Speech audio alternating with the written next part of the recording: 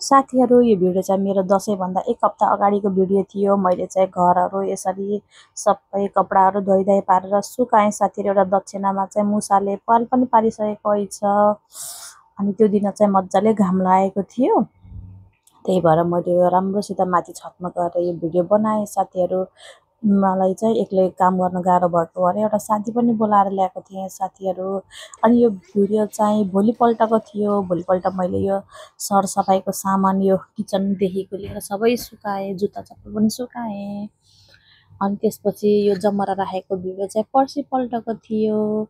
के हो कामले गर्दाखेरि धेरै भिडियो सुट गर्न नै पाएको थिइनँ। एक्लै जताततै एक्लै काम गर्नुपर्ने अनि बच्चाहरु दुईटा उत्रै गाह्रो भएको थियो। यो भिडियो चाहिँ मेरो ठुलो छोरीले खिचेको हो।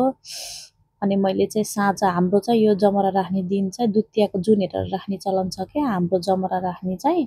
अनि दुतियाको जुन हेरेर जमरा राखेर अनि यसरी बत्ती बालेको थिएँ साथीहरु। अनि मलाई चाहिँ काम गर्दा गर्दा एकदम थकाइ लागेर यो चाहिँ पर्सिपल्टको भिडियो हो साथीहरु। मैले सबै भिडियो एकै ठाउँमा हाल्दिएको छु, कन्फ्युज नहुनु होला।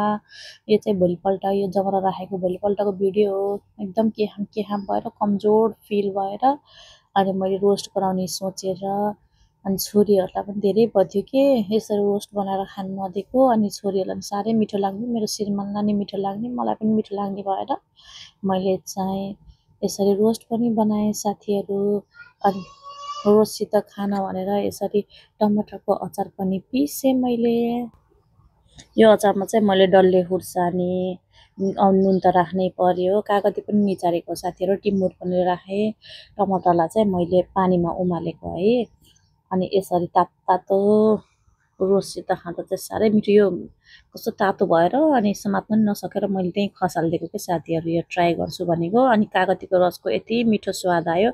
अनि यो भिडियो चाहिँ त्यसपछिको है, भोलिपल्टको फेरि यो भिडियो रोस्ट खाएको भोलिपल्टको। अनि हामी चाहिँ नानघाट जाने भनेको थियौँ सपिङ गर्न, दशैं सपिङ गर्न भनेर। अनि मैले चाहिँ बुढोलाई रिक्वेस्ट गरेर बुढोको टाइम मिलाएर यसरी हामी नानघाट सपिङ गर्न गएका थियौँ दशैंको। तर के गर्नु है साथीहरु, जान त गइयो, सोचे जस्तो केही भएन के।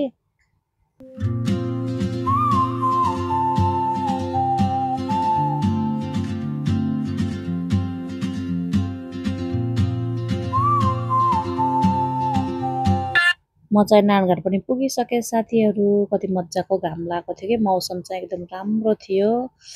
अनि हामी सधैँ भाटबटिनमा सपिङ गर्ने बानी लागेको नि त। अनि पार्किङ गर्न बुढोलाई फेरि पार्किङकै समस्या, अनि अन्तलाई नै नमान्ने। अनि जहिले भाटबटिनमा सपिङ गर्ने बानी लागेको। अनि यसपालि चाहिँ भाटबटिनी नहुँदाकै कस्तो ब्याड फिल भयो। अनि हामीले सपिङै गरे छैनौँ के। अनि सपिङै गरेनौँ के, जानलाई सिजी मल त गइयो। अब कार पार्कको लागि कस्तो छ भनेर सायद म यो सिजी मल नबन्दै एकचोटि गथे। अनि त्यसपछि मेरो फर्स्ट भिजिटै थियो सिजी मल। काठमाडौँ मल जस्तै लाग्यो मलाई चाहिँ। जानलाई सिजी मल जाम त नि भनेर गएको, तर त्यहाँ त कस्तो पुरानो कपडाहरु, डेट ओभर भएको कपडाहरु, त्यो कपडा त मेरो बच्चाहरुले पहिले लगाइसकेको जस्तो लाग्यो के। कस्तो राम्रै लागेन के। मलाई भाटबटिनमा सपिङ गर्ने बानी लाएर होला। अनि मलाई त भाटबटिनीको भिडियो खिच्न नि मन लागेन। कस्तो नराम्रो फिल लागेको के साथीहरु, कस्तो रुन मन लागेको मलाई त। त्यो भाटबटिनी हुँदाखेरि हामीले 0 देखि सुनसम्म, अब नुनदेखि सुनसम्म सामानहरु पाउँथ्यौं नि त, आफ्नो इच्छा अनुसार, आफ्नो बजेट अनुसार, बजेट हेरेर। तर के गर्नु है साथीहरु, कस्तो नराम्रो लाग्यो। त्यही भएर यसपालि त हामीले त दशैंमा केही सपिङै गरेनौं। बुढोले नि गर्नु भएन, मैले नि गरिन। यो चाहिँ हामी बल्ल जाँदै गरेको भिडियो हो कि। यो सिजी मल अझै पनि पुगेका छैनौं। यहाँ चाहिँ मेरो सानो छोरी बोलिराखेकी छिन्।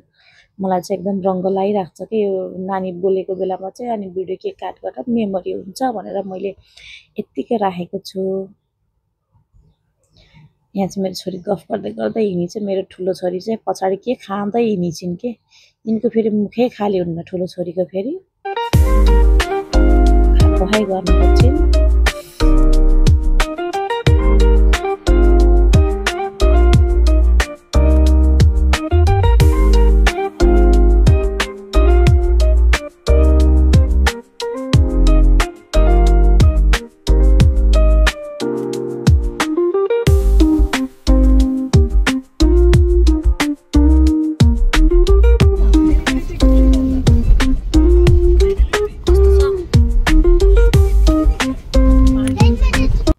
सिजी मल त आइपुग्यौँ साथीहरू। त्यसपछि मलाई सिजी मल देख्ने बित्तिकै झ्याउ लाएर मैले भिडियो सुट पनि गरिनँ।